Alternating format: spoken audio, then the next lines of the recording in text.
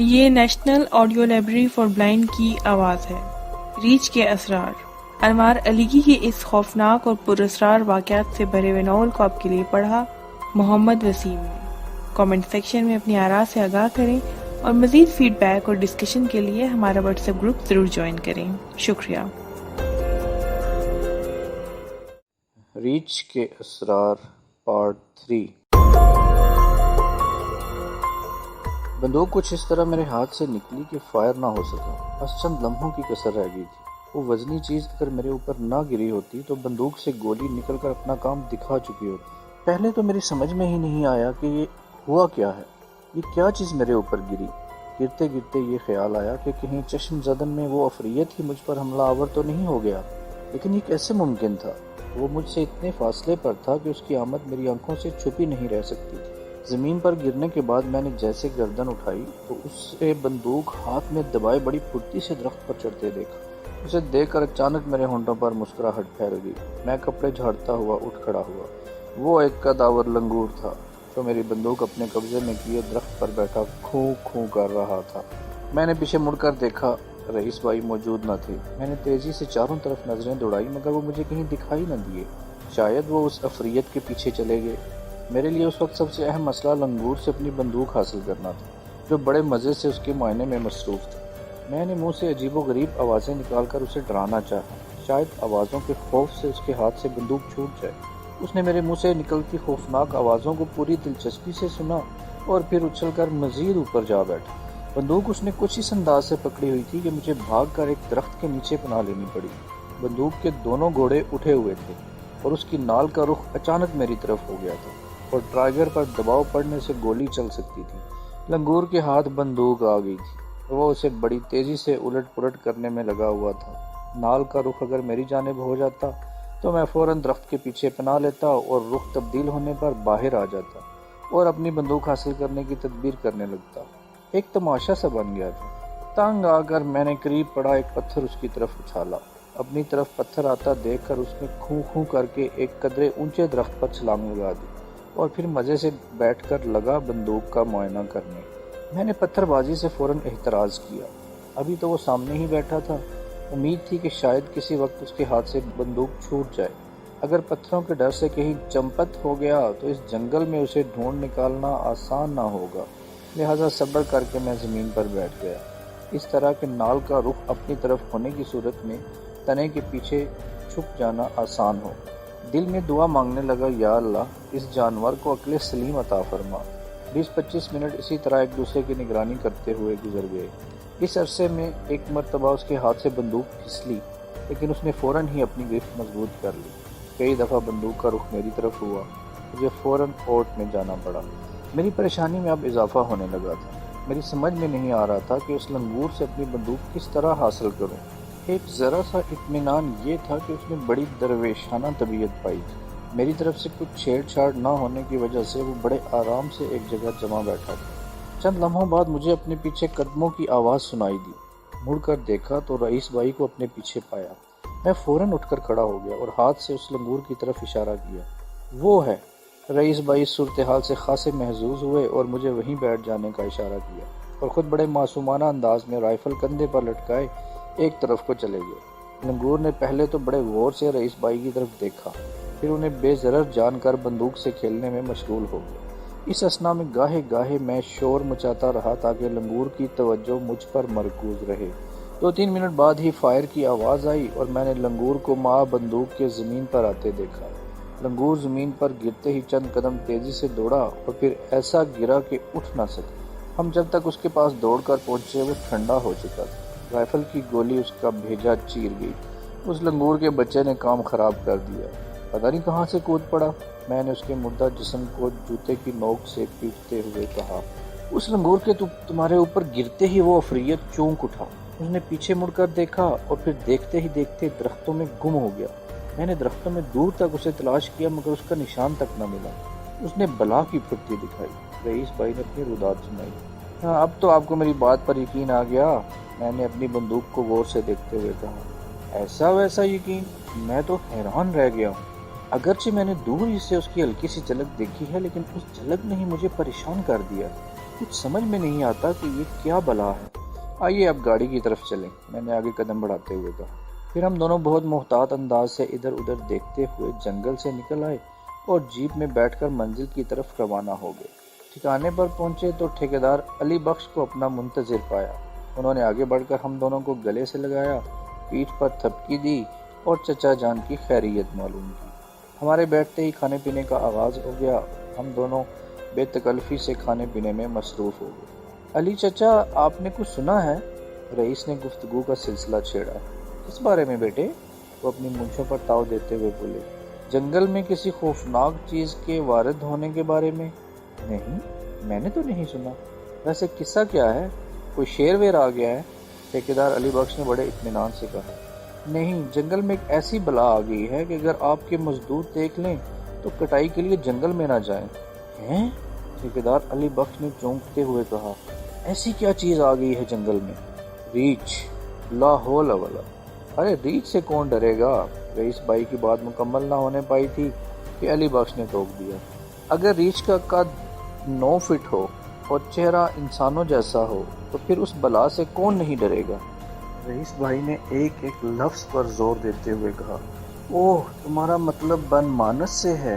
لیکن اس علاقے میں بن مانس تو نہیں پائے جاتے۔ جی، میرا مطلب ہرگز بن مانس سے نہیں ہے۔ میں یہ بات اچھی طرح جانتا ہوں کہ اس علاقے میں کون کون سے جانور پائے جاتے ہیں۔ میں تو ریچھ کا ذکر کر رہا ہوں جو انسانوں کی شکل کا ہے۔ انسانوں کی شکل کا؟ بھائی کیا کہہ رہے ہو؟ ٹھیکیدار علی بخش نے مونچھوں پر تاؤ دینا چھوڑ دیا۔ جی ہاں، انسان جیسی شکل کا۔ اب آپ اسے انسان نما ریچھ کہہ لیں یا ریچھ نما انسان، آپ کوئی بھی نام دے لیں، لیکن یہ سوچ لیں کہ وہ ہمارے اور آپ کے جنگلات کی حدود میں موجود ہے اور کسی مزدور کی اب تک اس پر نظر نہیں پڑی ہے۔ بھائی یہ تو تم نے بڑی فکر والی بات سنا دی۔ ذرا تفصیل تو بتاؤ کہ تم نے اس ریچھ انسان کو کہاں دیکھا؟ بس ابھی ملاقات کر کے آ رہے ہیں اس سے، یہ کہہ کر رئیس بھائی نے پوری روداد ان کے گوش گزار کر دی۔ رئیس بھائی کے بعد مجھے بھی اپنی آپ بیتی سنانی پڑی اور میں نے کچھ اس انداز سے آپ بیتی سنائی کہ ٹھیکیدار علی بخش پر لرزہ طاری ہو گیا۔ انہوں نے فوراً ہی اپنے دونوں بیٹوں کرم الہی اور فضل الہی کو بلوا بھیجا جو اوپر کہیں کٹائی کی نگرانی میں مصروف تھے۔ دوپہر کھانے پر کام و دہن کی آزمائش کے دوران اس سفریت سے جنگل پاک کرنے کا پروگرام مرتب ہوتا رہا۔ شکار پارٹی میں کون کون لوگ شامل ہوں گے، کس کس سے مدد لی جائے گی اور کیا طریقہ اختیار کیا جائے گا، یہ سب باتیں اور اسی طرح کی دوسری متعلقہ باتوں پر اچھی طرح غور کر لینے کے بعد ایک جامع لائحہ عمل طے کر لیا گیا۔ کھانے کے بعد جب ہم لوگ ہاتھ میں کپ پکڑے مزیدار چائے سے لطف اندوز ہو رہے تھے تو اس دوران ٹھیکیدار علی بخش نے حیرت میں ڈالنے والا واقعہ سنایا۔ بات اصل میں شروع ہوئی تھی سورج بابا سے، جو آج مزدوروں کی بستی میں وارد ہونے والے تھے، اور یہ موقع مزدوروں کے لیے کسی دیوالی سے کم نہ تھا۔ مزدوروں کی بستی میں آج گھر گھر چراغاں ہونے والا تھا، گھر گھر جشن منایا جانے والا تھا۔ سورج بابا آج 12 برس بعد جنگل سے نکل کر انسانوں کے درمیان آ رہے تھے، اور وہ بھی چند گھنٹوں کے لیے۔ یہ ان کا معمول تھا۔ وہ ہر 12ویں برس بستی میں وارد ہوتے، مزدوروں کے ساتھ چند گھنٹے گزارتے اور پھر بن باس لے لیتے۔ جنگل میں انہوں نے کہاں قیام کیا ہوا تھا اور درندوں کی اس بستی میں وہ کیسے زندہ تھے، اس سے کوئی واقف نہ تھا۔ سورج بابا کا ذکر سن کر میرے دل میں خواہش جاگی کہ اس عجوبہ کو دیکھنا چاہیے۔ میں نے رئیس بھائی سے اس خواہش کا ذکر کیا۔ وہ بلا پسو پیش اس سنیاسی کی جھلک دکھانے کے لیے راضی ہو گئے۔ ابھی ہم لوگ مزدوروں کی بستی جانے کا پروگرام طے کر رہے تھے کہ ٹھیکیدار علی بخش نے رئیس بھائی سے مخاطب ہو کر کہا، بیٹے مزدوروں کی بستی جاؤ تو انہیں بابا کے چیلے کی کٹیا ضرور دکھانا۔ یہ بابا کا چیلا کون ہے؟ میں نے ٹھیکیدار علی بخش سے سوال کیا۔ تب انہوں نے سگریٹ کا گہرا کش لے کر وہ حیرت میں ڈالنے والا واقعہ سنایا۔ کہنے لگے، یہ چیلا بستی سے الگ ایک کٹیا میں مقیم تھا۔ یہ سورج بابا کا چیلا تھا، لہٰذا بستی کے لوگوں میں یہ بابا کا چیلا کے نام سے مشہور تھا۔ کہتے ہیں کہ بابا کا یہ چیلا سورج بابا کے ساتھ جنگل میں کئی برس تک رہا تھا۔ انہی سے اس نے گیان دھیان کی باتیں سیکھی تھی اور ریاضت سے چند باطنی قوتیں حاصل کر لی تھی، اور ان باطنی قوتوں کی وجہ سے وہ بستی کے مزدوروں کا بے تاج بادشاہ تھا۔ کہتے ہیں کہ اس کے جسم پر ہاتھ پھیرنے کی وجہ سے مریض اچھا ہو جاتا ہے، اس کے پاس سانپ بچھو کے کاٹے کا علاج بھی موجود تھا۔ غرض اس نے مزدوروں کی اس بستی پر سحر کر رکھا تھا۔ بستی کے کسی باسی کو اس کے حکم کی سرتابی کرنے کی جرت نہ تھی۔ بابا کا چیلا جنگل سے پلٹنے کے بعد ابتدائی سالوں میں نیک باطنی اختیار کیے رہا۔ جب پوری بستی اس کے زیر اثر آ گئی اور اس کے منہ سے نکلا ہر لفظ حکم کا درجہ اختیار کر گیا تو وہ بد باطنی پر اتر آیا۔ نیک نفسی سیلاب کے پانی کی طرح بہہ گئی۔ ساری ریاضت اکارت گئی۔ سورج بابا کی محنت مٹی میں مل گئی۔ وہ چوری چھپے بستی کی عورتوں پر ہاتھ صاف کرنے لگا۔ بری باتیں زیادہ عرصہ پوشیدہ نہیں رہتی۔ جب ہوس کی داستانیں حد سے بڑھی تو بستی کے بڑے بوڑھوں نے آنکھیں کھول کر دیکھا۔ ان کے سامنے گناہ کا سمندر ٹھاٹھے مار رہا تھا۔ سب کچھ جاننے اور سب کچھ دیکھنے کے باوجود کسی میں اس گناہ کے دیوتا کے سامنے سر اٹھانے کی ہمت نہ تھی۔ ایک آدمی نے جرت سے کام لے کر اس کے خلاف اٹھنا بھی چاہا تو اس نے اپنی باطنی قوتوں سے کام لے کر معصوم زبانوں سے قوت گویائی چھین لی۔ آخر ظلم اپنی حدوں کو چھونے لگا اور وہ دن آ پہنچا جسے یوم حساب کہا جاتا ہے۔ ہوا یوں کہ ایک مزدور لڑکی اپنے چھوٹے بھائی کو نیچے چھوڑ کر خود اوپر جنگل میں بانسوں کا گٹھڑا اٹھائے چلی گئی۔ جب وہ اوپر سے واپس آئی تو اس نے اپنے 3-4 سالہ بھائی کو تڑپتے ہوئے دیکھا۔ اس کی ٹانگ پر ایک ناگ نے کاٹ لیا تھا۔ اس کے منہ سے جھاگ کا طوفان امڈا چلا آ رہا تھا۔ لڑکی یہ دیکھ کر گھبرا گئی۔ اس نے اپنے سر سے بانسوں کا گٹھڑ پھینکا اور اپنے بھائی کو کندھے پر ڈال کر آندھی طوفان کی طرح نیچے اترنے لگی۔ دوپہر کا وقت تھا۔ آسمان پر بادل چھائے ہوئے تھے۔ راستہ دشوار گزار اور سورج بابا کے چیلے کی کٹیا خاصے فاصلے پر تھی۔ ابھی زیادہ فاصلہ نہ طے کیا تھا کہ بارش نے آ گھیرا، اور بارش بھی موسلا دھار۔ پتھریلے راستوں پر چلنا ویسے ہی کیا کم دشوار تھا کہ بارش نے اور پھسلن پیدا کر دی۔ بالآخر گرتی پڑتی وہ بابا کے چیلے کی کٹیا تک پہنچ ہی گئی۔ ایسے سلگتے موسم میں ایک بھرپور لڑکی کی آمد کسی مندر کے پرشاد سے کم نہ تھی۔ بابا کا چیلا انگڑائی لے کر اٹھ بیٹھا۔ اس لڑکی نے اپنے بھائی کو کندھے سے اتار کر زمین پر ٹکایا اور ملتجی نگاہوں سے اس کی طرف دیکھتے ہوئے بولی، سوامی جی میرے بھائی کو بچا لیں، اسے سانپ نے ڈس لیا ہے۔ لیکن بابا کے چیلے نے اس بچے کی طرف ذرا بھی توجہ نہ کی۔ وہ اس لڑکی کے بھیگے بدن کو پرشوق نگاہوں سے دیکھتا ہوا بولا، ارے تم تو ساری بھیگ گئی ہو، اندر جا کر اپنے جسم پر چادر لپیٹ لو۔ سوامی جی میری فکر نہ کریں، وہ پتھر نکال کر بھائی کی ٹانگ پر رکھ دیں تاکہ وہ اس کا زہر چوس لے۔ لڑکی نے بے حد پریشانی سے کہا، ہاں میں نکالتا ہوں پتھر، تم اپنے کپڑے تبدیل کرو نہیں تو بخار چڑھ جائے گا۔ بابا کا چیلا بدستور لڑکی کے گرد نظروں کا حصار بنائے ہوئے تھا۔ لڑکی کے بھائی کے منہ سے جھاگ بدستور جاری تھی۔ اس کی حالت لہجہ بلہجہ بگڑتی جا رہی تھی اور وہ وقت زیادہ دور نہیں تھا جب زہر رگ رگ میں اتر جاتا۔ لڑکی نے جھک کر اپنے بھائی کے منہ سے جھاگ صاف کی اور بابا کے چیلے کی طرف بے قراری سے دیکھتے ہوئے بولی، سوامی جی جلدی کریں۔ کنیا دھیرج رکھ، میرے ہوتے ہوئے تیرے بھائی کو کچھ نہیں ہوگا۔ یہ کہہ کر بابا کے چیلے نے کونے میں پڑا ہوا لکڑی کا صندوق کھولا اور اس میں سے ایک ریشمی چادر نکال کر اس کی طرف اچھالتے ہوئے بولا، جا اندر جا کر اسے لپیٹ لے، بھیگے کپڑے زیادہ دیر بدن پر رہے تو سردی چڑھ جائے گی۔ لڑکی نے دونوں ہاتھوں سے چادر کو تھام لیا اور تذبذب کے عالم میں بابا کے چیلے کو دیکھنے لگی۔ اس نے لڑکی کو نظر انداز کرتے ہوئے لکڑی کا صندوق پھر کھولا اور اس میں سے ایک چھوٹا سا ڈبہ نکالا۔ اس ڈبے میں وہ پتھر بند تھا جو زہر چوس لیا کرتا تھا۔ بابا کے چیلے نے ڈبہ کھولا اور پتھر نکال کر اسے اپنی ہتھیلی پر رکھ کر بولا، جا تو اندر جا کر کپڑے بدل، میں جب تک تیرے بھائی کو ٹھیک کرتا ہوں۔ بابا کے چیلے کے ہاتھ میں پتھر دے کر اس لڑکی کے چہرے پر یک لخت مسرت پھیل گئی اور وہ کپڑے تبدیل کرنے اندر بھاگتی ہوئی چلی گئی۔ کٹیا کے اس اندرونی حصے کو بابا کا چیلا خوابگاہ کے طور پر استعمال کرتا تھا۔ یہاں زمین پر ایک نہایت آرام دہ بستر لگا ہوا تھا۔ لڑکی نے بغور اس حصے کا جائزہ لیا اور کپڑے تبدیل کرنے سے پہلے بے چین ہو کر دروازے پر بھاگی۔ اس نے دروازے سے باہر جھانکا تو بابا کے چیلے کو بھائی کے اوپر جھکا ہوا پایا۔ ادھر سے مطمئن ہو کر وہ تیزی سے پلٹی اور ایک کونے میں کھڑی ہو کر بھیگے کپڑے اپنے بدن سے جدا کرنے لگی۔ یکا یک اسے سردی محسوس ہونے لگی تھی۔ ابھی اس نے اپنے کپ کپاتے جسم پر چادر بھی اچھی طرح نہ اوڑھی تھی کہ دروازے پر پھنکار سنائی دی، لڑکی نے گھبرا کر دروازے پر نگاہ کی تو اس نے بابا کے چیلے کو سانپ کے روپ میں پایا، جو اپنا پھن پھیلائے ہوس کی زبان نکالے دروازے پر جھوم رہا تھا۔ سوامی جی، لڑکی نے جلدی سے اپنے گرد چادر لپیٹ لی اور پریشان ہوتے ہوئے بولی، ٹھیک ہو گیا میرا بھائی؟ ہاں بالکل ٹھیک، بابا کے چیلے نے بدستور جھومتے ہوئے کہا۔ کہاں ہے وہ؟ لڑکی دروازے کے اس پار دیکھتے ہوئے بولی۔ آکاش پر، اس نے زہریلی مسکراہٹ سے کہا۔ کیا مطلب؟ لڑکی کی روح میں سناٹا اترنے لگا۔ مر گیا وہ، تو نے لانے میں دیر کر دی۔ او نہیں، وہ میری زندگی کا سہارا تھا۔ یہ کہہ کر وہ دروازے کی طرف آئی اور اس نے باہر نکلنے کی کوشش کی۔ دروازے پر ہوس کا سانپ پہلے ہی کنڈلی مارے بیٹھا تھا۔ اس نے لڑکی کو اپنی گرفت میں لے لیا اور اس کے جسم کو ڈسنے لگا۔ تب ہی دور پہاڑوں پر بجلی کڑکی اور دھماکے ہونے لگے۔ ظلم حد سے باہر ہوا تو عذاب آ پہنچا۔ ہوس کا سانپ ابھی لڑکی کے کمارے بدن پر اپنا زہر پھیلا نہ پایا تھا کہ چیخ بلند ہوئی۔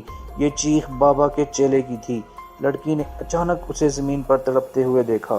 ایک بہت بڑا کالا ناگ اس کے جسم سے لپٹا ہوا تھا۔ وہ لڑکی سہم کر ایک کونے میں ہو گئی اور اس نے اپنے برہنہ جسم کو چادر سے اچھی طرح ڈھانپ لیا۔ وہ کالا ناگ بابا کے چیلے کے جسم سے لپٹا اسے جگہ جگہ سے ڈس رہا تھا اور وہ بری طرح چیخ رہا تھا۔ تھوڑی ہی دیر میں کٹیا پر خاموشی چھا گئی۔ باہر آسمان بھی گرج چمک کر چپ ہو گیا تھا۔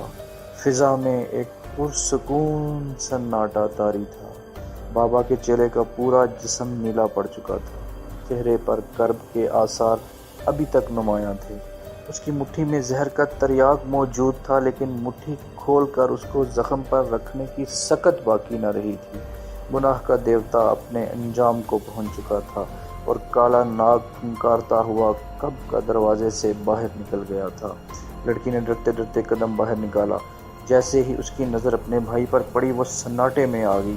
وہ کالا ناگ اس کے بھائی کی ٹانگ سے لپٹا ہوا تھا اور اس نے اس کے زخم پر منہ رکھا ہوا تھا۔ یہ منظر دیکھ کر لڑکی کے جسم پر لرزہ طاری ہو گیا۔ وہ سمٹ کر ایک طرف کھڑی ہو گئی۔ کچھ دیر وہ کالا ناگ اسی طرح اس کے زخم پر منہ رکھے رہا، پھر دھیرے سے اس کی ٹانگ سے اتر کر ایک کونے میں غائب ہو گیا۔ لڑکی تڑپ کر اپنے بھائی کی لاش کی طرف بڑھی۔ اسی وقت اس کے بھائی نے کروٹ لی اور اسی طرح مسکراتا ہوا اٹھ کر بیٹھ گیا جیسے اسے کچھ ہوا ہی نہ تھا۔ لڑکی نے فوراً اپنے بھائی کا ہاتھ پکڑا اور بھگوان کا شکر ادا کرتی شیطان کی کٹیا سے بھاگی، جس نے اس کی عزت اور بھائی کی جان بچا لی تھی۔ اس لڑکی نے بستی کے لوگوں کو اکٹھا کر کے بابا کے چیلے کے پرلوک سدھارنے کی اطلاع دی اور اس کے کرتوت کا کچا چٹھا کھولا تو گونگی بستی کو زبان مل گئی۔ ہر زبان اس کے ظلم کی داستان کہنے لگی۔ لوگ غصے میں بپھرے ہوئے اس کی کٹیا کی طرف بڑھے اور اس کی لاش کھینچ کر باہر نکال لائے۔ ان کا ارادہ اس کی لاش کو اسی طرح ٹانگ پکڑ کر کھینچتے ہوئے بستی میں لے جانے کا تھا تاکہ اس کی لاش سے انتقام کی آگ بجھائی جا سکے، لیکن وہ ابھی اس کی لاش کو کٹیا سے باہر ہی لائے تھے کہ کہیں سے اچانک وہ کالا ناگ پھنکارتا ہوا برآمد ہو گیا۔ کالے ناگ کو دیکھتے ہی تمام لوگ وہاں سے بھاگ کھڑے ہوئے۔ یہ چکر 2-3 دن تک اسی طرح چلتا رہا۔ بستی کے لوگ بابا کے چیلے کی لاش وہاں سے نکال لے جانے کے لیے آتے کہ کہیں سے اچانک وہ کالا ناگ پھنکارتا ہوا نمودار ہو جاتا اور لوگوں کو وہاں سے بھاگتے ہی بنتی۔ پھر کسی طرح لوگوں کے دلوں میں یہ بات آ گئی کہ کالا ناگ اس لاش کا محافظ ہے، وہ نہیں چاہتا کہ لاش یہاں سے جائے۔ بالآخر ناگ دیوتا کی مرضی کے آگے سب نے سر جھکا دیا اور یوں یہ لاش قابل عبرت بنا دی گئی۔ یہ کہہ کر ٹھیکیدار علی بخش نے سگریٹ کا گہرا کش لے کر اسے زمین پر پھینکا اور جوتے کی ایڑی سے رگڑ دیا۔ اس عجیب و غریب واقعہ سے میں خاصا متاثر ہوا۔ چند لمحوں تک کوئی کچھ نہ بولا، شاید ہر شخص برے کام کے انجام پر غور کر رہا تھا۔ اس واقعے کو کتنا عرصہ ہوا ہے؟ میں نے پوچھا۔ یہ 26 سال پرانا واقعہ ہے، ٹھیکیدار علی بخش نے جواب دیا۔ کیا وہ لاش ابھی تک وہاں موجود ہے؟ بالکل، اور روز اول کی طرح تازہ، جیسے چند گھنٹوں پہلے اس شیطان کی موت واقع ہوئی ہو۔ یہ کیسے ممکن ہے؟ لاش کی صورت تو 2-3 دن میں ہی بگڑ جاتی ہے، کہاں 26 سال؟ اسی لیے میں نے رئیس سے کہا ہے کہ وہ تمہیں اس عجوبہ جگہ کو ضرور دکھائے۔ جب تم اپنی آنکھوں سے اس لاش کو دیکھو گے تو پھر یقین کیے بنا کوئی چارہ نہ رہے گا۔ ٹھیکیدار علی بخش نے بڑے یقین سے کہا۔ اس قصے نے مجھے بے چین کر دیا اور ہمارے پاس مزدوروں کی بستی میں جانے کے سوا کوئی چارہ نہ رہا۔ ٹھیکیدار علی بخش سے جب ہم نے اجازت لے کر بستی کی طرف چلنے کا قصد کیا تو کرم الہی اور فضل الہی بھی ہمارے ساتھ ہو لیے۔ باپ نے ان دونوں کو اندھیرا ہونے سے پہلے لوٹنے کی ہدایت کی اور وہ دونوں بڑی سعادت مندی سے گردن ہلاتے ہوئے ہمارے ساتھ چل پڑے۔ کچھ دیر بعد 2 جیپیں آگے پیچھے سڑک پر اڑی جا رہی تھیں۔ راستے میں ہم دونوں نے آنکھیں کھلی رکھیں لیکن کوئی قابل دید چیز نظر نہ آئی۔ جب ہم لوگ مزدوروں کی بستی میں پہنچے تو وہاں میلے کا سا احساس ہوا۔ ہر طرف بڑی رونق تھی، لوگ رنگ برنگے کپڑے پہنے، گلوں میں پتوں کے ہار ڈالے ادھر ادھر گھوم رہے تھے۔ ہر شخص کے چہرے پر خوشی تھی، بچے اچھل کود رہے تھے اور عورتیں کھانے پینے کی اشیاء کے گرد منڈلا رہی تھیں۔ اس بستی میں چھوٹی چھوٹی دکانیں مختلف چیزوں کی لگی ہوئی تھیں اور ان دکانوں پر گاہکوں کی خاصی بھیڑ تھی۔ بستی کے اندر پتھروں کا ایک بڑا سا چبوترا بنا ہوا تھا اور اس چبوترے کو درختوں کے پتوں اور بانسوں سے بڑی خوبصورتی سے سجایا گیا تھا۔ شاید یہ اسٹیج سورج بابا کے لیے بنایا گیا تھا۔ بستی میں مختلف لوگوں سے ہم نے سورج بابا کی آمد کا وقت معلوم کیا لیکن کسی کو بھی ان کی آمد کا صحیح وقت معلوم نہ تھا۔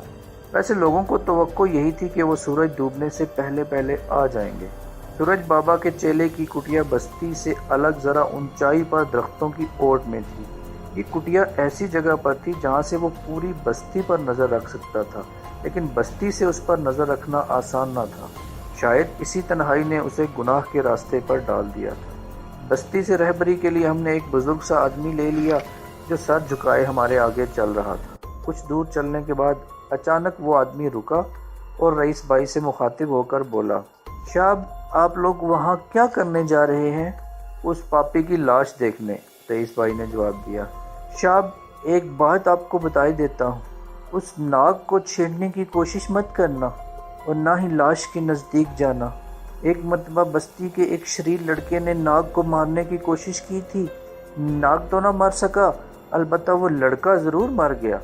اول تو گھر آتے ہی اس پر اندھا پن طاری ہو گیا، پھر دیکھتے ہی دیکھتے اسے شدید بخار نے آ دبوچا اور رات بھر وہ خوف سے چیختا رہا۔ صبح ہوئی تو گھر والوں نے اس کا جسم نیلا پایا۔ بستی کے سیانوں نے مشورہ دیا کہ اس کی لاش کٹیا پر لے چلو۔ کٹیا کے سامنے لاش رکھ کر منتر پڑے گئے لیکن اس ناگ نے بالکل توجہ نہ کی۔ وہ دور پھن پھیلائے غضبناک انداز میں پھنکارے مارتا کھڑا رہا۔ تھک ہار کر بستی والوں نے اس لڑکی کی لاش وہاں سے اٹھائی اور اس کا کریا کرم کر دیا۔ اس دن کے بعد سے آج تک کسی نے ناگ کو چھیڑنے کی جرت نہیں کی۔ ہم بھی ایسا ہی کریں گے، ہمیں کیا ضرورت ہے اسے چھیڑنے کی، رئیس بھائی نے اس آدمی کو تسلی دیتے ہوئے کہا۔ ابھی کچھ دیر پہلے میرے دل میں جو خیال پیدا ہوا تھا اس پر میں نے لاحول پڑی۔ اس آدمی کی تنبیہ مجھے حواس میں لے آئی اور میں ناگ کو گولی سے اڑانے کے خیال سے باز رہا۔ اس آدمی نے ہمیں کٹیا کے نزدیک پہنچنے کے بعد ایک جگہ روک دیا۔ یہاں سے اس شیطان کی لاش صاف نظر آ رہی تھی۔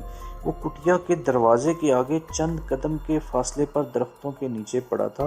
اس کی لاش واقعی تازہ تھی، جوں کی توں، جیسے ابھی ابھی اس کی موت واقع ہوئی ہو۔ اس کے چہرے پر خوف کے آثار نمایاں تھے اور آنکھیں پھٹی ہوئی تھیں۔ اس کے جسم پر جو گہروے رنگ کی دھوتی تھی وہ البتہ اپنا رنگ کھو بیٹھی تھی، جگہ جگہ سے بوسیدہ ہو کر پھٹ گئی تھی۔ میں نے بڑی غور سے لاش کے چاروں طرف دیکھا لیکن مجھے کہیں وہ کالا ناگ نظر نہ آیا جس کے میں اتنے چرچے سن چکا تھا۔ میں نے چند قدم آگے بڑھ کر بابا کے چیلے کی لاش دیکھنی چاہی، تب ہی وہ آدمی کود کر سامنے آ گیا اور تھکمانہ انداز میں بولا، شاب آگے نہ جاؤ۔ میں گھبرا کر پیچھے ہٹا اور جب لاش پر نظر کی تو جسم کے رونگٹے کھڑے ہو گئے۔ لاش کے سرہانے وہ کالا ناگ پھن پھیلائے جھوم رہا تھا۔ اس کی دوہری لمبی اور سرخ زبان بار بار باہر نکل رہی تھی اور اس کی آنکھیں شعلے برسا رہی تھیں۔ چند لمحے بھی اس کی طرف دیکھنا آسان نہ تھا۔ ویسے ہم لوگ پوری طرح چوکس تھے۔ اس ناگ کی طرف سے حملہ آور ہونے کی صورت میں ہمارا اسلحہ گولیاں اگلنے کے لیے تیار تھا، لیکن ایسا کچھ نہ ہوا۔ حملہ ادھر سے ہوا نہ ادھر سے۔ ہم وہاں سے بخیر و عافیت واپس آ گئے۔ وہ لڑکی جس کی وجہ سے اس بابا کے چیلے پر عذاب آیا، آج کل کہاں ہے؟ میں نے راستے میں اس آدمی سے سوال کیا۔ شاب وہ لڑکی لاپتہ ہو گئی۔ لاپتہ ہو گئی؟ ہم سب کے چہروں پر سوال ابھرا۔ مگر کیسے؟ شاب وہ اس واقعے کے چند روز بعد ہی غائب ہو گئی۔ جنگل میں اپنے کام پر گئی تھی۔ اس دن اس کا بھائی اس کے ساتھ نہ تھا، بس جنگل میں ہی کہیں رہ گئی۔ معلوم نہیں کہ کسی کھائی میں گر کر مری یا کسی درندے کے ہتھے چڑھ گئی۔ ویسے اس کا بھائی بستی میں موجود ہے، آپ لوگ چاہیں تو اس سے مل لیں۔ اس کے بھائی سے ملنا وقت ضائع کرنا تھا، اس لیے کہ اس ڈرامے میں اس کا کردار خاموش تھا۔ سب کچھ اس کے سامنے ہونے کے باوجود اس کے سامنے کچھ نہ ہوا۔ اس سارے عرصے میں اس پر غشی طاری رہی۔ وہ ہمیں بتاتا بھی تو کیا۔ کٹیا سے واپس آ کر ہم نے کچھ وقت بستی میں گزارا۔ مجھے سورج بابا کی آمد کا بڑی بے چینی سے انتظار تھا، لیکن وہ آ کر نہیں دے رہے تھے۔ ہم اس بستی میں زیادہ دیر نہیں رک سکتے تھے، اندھیرا ہونے سے پہلے اپنے پڑاؤ تک پہنچنا تھا۔ دوسرے اس بات کا بھی خیال تھا کہ چچا جان ہم لوگوں کی طرف سے فکر مند ہو رہے ہوں گے، کیونکہ ہمارا پروگرام سپہر تک واپس پہنچ جانے کا تھا۔ اب سورج مغرب کی گود میں تھا اور اس کی تیزی مان پڑتی جا رہی تھی۔ کرم الہی اور فضل الہی بھی اندھیرے سے پہلے اپنے علاقے میں پہنچنا چاہتے تھے۔ اندھیرے کا سفر اس گھنے جنگل میں خطرناک ثابت ہو سکتا تھا، لہٰذا دل پر جبر کر کے ہم اپنی اپنی گاڑیوں میں اپنے اپنے جنگل کی طرف چل دیے اور سورج کی آنکھیں بند ہونے سے پہلے پہلے اپنے پڑاؤ میں داخل ہو گئے۔ چچا جان کے بارے میں ہمارا اندازہ صحیح نکلا۔ وہ بے قراری کے عالم میں جھونپڑی کے باہر ٹہل رہے تھے اور منشی انہیں تسلیاں دینے کی ناکام کوشش کر رہا تھا۔ ہمیں دیکھ کر منشی نے خوشی سے نعرہ لگایا۔ جب ہم لوگ قریب پہنچے تو چچا جان نے ڈانٹ پلانے والے انداز میں کہا، بھائی تم لوگ کہاں چلے گئے تھے؟ جواب میں ہم نے انہیں وہاں پیش آنے والا سارا واقعہ بتایا تو وہ کہنے لگے، اس قصے کو میں نے بھی مزدوروں سے سنا تھا، لیکن اس قصے سے زیادہ اہمیت نہ دی تھی۔ میں نے اسے جھوٹ کا پلندہ ہی جانا تھا، لیکن اب تم لوگ خود اپنی آنکھوں سے اس خبیث کی لاش کو دیکھ کر آ رہے ہو تو یقین کرنے کے سوا کوئی چارہ نہیں۔ اس کا مطلب ہے کہ آپ مزدوروں کی بستی میں آج تک نہیں گئے؟ میں نے پوچھا۔ نہیں، آج تک نہیں گیا، اس لیے کہ مزدوروں سے براہ راست میرا کوئی رابطہ نہیں، یہ کام اپنا منشی کرتا ہے۔ چچا جان، ایک اور واقعہ بھی پیش آیا، میں نے کہا۔ وہ کیا؟ راستے میں اتفاقاً ہماری اس سے ملاقات ہو گئی تھی، میں نے مسکراتے ہوئے کہا۔ اس افریت سے؟ چچا جان نے رئیس بھائی کو دیکھا۔ جی ابا جان، یہ کہہ کر رئیس بھائی نے اس ریچھ انسان سے متعلق رودات چچا جان کے گوش گزار کر دی۔ ہماری باتیں سن کر چچا جان فکر میں ڈوب گئے اور پھر بڑے گہرے لہجے میں بولے، اس افریت سے نجات حاصل کرنا ہوگی، ورنہ سارا بزنس چوپٹ ہو جائے گا۔ چچا جان آپ فکر نہ کریں، ہم لوگوں نے اس سے چھٹکارا حاصل کرنے کا پروگرام مرتب کر لیا ہے، کل ہی اس پروگرام پر عمل شروع ہو جائے گا۔ یہ کہہ کر ہم نے اپنا سارا پروگرام چچا جان کے سامنے رکھ دیا۔ چچا جان نے ساری باتیں سن کر اپنے مشوروں سے نوازا اور ہم نے ان کے مشوروں کو گرہ سے باندھ لیا۔ دوسری صبح کا سورج ہمارے لیے چیلنج بن کر ابھرا۔ یہ چیلنج اپنی جان جوکھم میں ڈالنے سے کم نہ تھا۔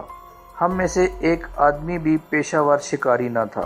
یہ ٹھیک ہے کہ رئیس بھائی کا نشانہ بہت اچھا تھا، ادھر کرم الہی اور فضل الہی کو بھی اپنے نشانے پر ناز تھا۔ اگرچہ بندوق میں نے بہت کم چلائی تھی، اس کے باوجود میرا نشانہ اتنا برا نہ تھا، لیکن اس افریت کو ٹھکانے لگانے کے لیے اچھے نشانوں سے زیادہ اچھی ہمت کی ضرورت تھی۔ ہم دونوں اپنی ہمتیں آزما چکے تھے۔ کرم الہی اور فضل الہی بھی جیدار دکھائی دیتے تھے۔ اللہ پر بھروسہ کر کے ہم چاروں نے اس افریت سے نمٹنے کا پروگرام بنا لیا تھا اور اس مشن کو خفیہ رکھنے کا خاص اہتمام کیا تھا۔ یہی وجہ تھی کہ ہم نے طے کیا کہ کسی مزدور کو اپنے ساتھ نہ رکھیں گے۔ طے شدہ پروگرام کے مطابق کرم الہی اور فضل الہی اپنی رائفلوں سمیت ہمارے پڑاؤ میں پہنچ گئے تھے۔ ان دونوں کو دیکھ کر ہمارے منشی کا ماتھا ٹھنکا تھا اور وہ اب ہمارے ارد گرد منڈلا رہا تھا تاکہ ہماری باتوں سے کچھ اندازہ لگا سکے۔ کچھ دیر کے لیے منشی چائے وائے کا انتظام کرنے باہر گیا تو میں نے رئیس بھائی سے کہا، اس منشی کو اپنے ساتھ کیوں نہ لے لیں؟ کیوں؟ رئیس بھائی نے مسکراتے ہوئے پوچھا۔ یہ بہت بے قرار نظر آ رہا ہے، ساتھ لے لیتے ہیں، ذرا تفریح رہے گی، کچھ نہیں تو کھانے پینے کا سامان ہی اٹھائے گا، ویسے بھی وہ اس افریت کے راز سے واقف ہے۔ ٹھیک ہے، لے لیتے ہیں، لیکن اسے یہ نہیں بتانا کہ ہم ریچھ انسان کو ٹھکانے لگانے جا رہے ہیں، اس سے صرف عام شکار کا ذکر کیجیے۔ اچھا ٹھیک ہے، رئیس بھائی نے میری بات سمجھتے ہوئے گردن ہلائی۔ کرم الہی اور فضل الہی چونکہ اس گفتگو کے پس منظر سے واقف نہ تھے، اس لیے ان کے چہروں پر سوال آ جا رہے تھے۔ جب میں نے افریت سے پہلی ملاقات کا حال انہیں سنایا اور یہ بتایا کہ منشی کس طرح سر پر پاؤں رکھ کر وہاں سے بھاگا تھا تو دونوں کے چہرے کھل گئے۔ کرم الہی نے دلچسپی لیتے ہوئے کہا، پھر تو مزہ ہی رہے گا۔ کوئی آدھے گھنٹے بعد ہم لوگ اپنی اپنی گاڑیوں میں اس مقام کی طرف روانہ ہوئے جہاں کل افریت سے ملاقات ہوئی تھی۔ وہاں اس کا مل جانا یقینی تو نہ تھا، لیکن طے یہی ہوا تھا کہ ہم اپنی مہم کا آغاز اسی جگہ سے کریں گے۔ اس فیصلے کے پیچھے کوئی واضح منطق نہ تھی، لیکن اس مہم کا آغاز کہیں سے تو کرنا تھا، لہذا یہی طے ہوا کہ اس کی تلاش اسی مقام سے کی جائے، شاید آس پاس کے علاقے میں اس سے کہیں ملاقات ہو جائے۔ منشی ہماری گاڑی میں موجود تھا اور بہت خوش تھا۔ خوش کیوں نہ ہوتا، اسے ہم نے ساتھ جو لے لیا تھا۔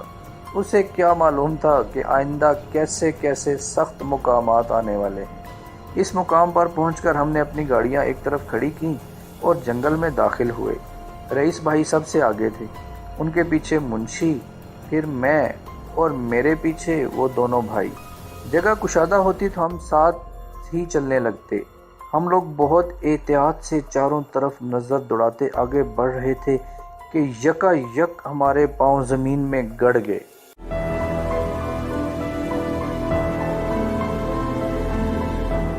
اگر آپ نے ہمارا چینل سبسکرائب نہیں کیا تو ابھی سبسکرائب کریں اور ساتھ ہی بیل آئیکن پر کلک کریں تاکہ ہماری نئی آنے والی بکس کی اپڈیٹس آپ کو ملتی رہیں۔ لائک کریں، شیئر کریں اور کمنٹس کر کے اپنی رائے کا اظہار کریں، اور یہ بھی بتائیں کہ آپ کو ہماری بکس کیسی لگتی ہیں۔ مزید معلومات اور ڈسکشن کے لیے ڈسکرپشن میں دیے گئے لنک پر کلک کر کے ہمارا واٹس ایپ گروپ جوائن کریں۔ شکریہ۔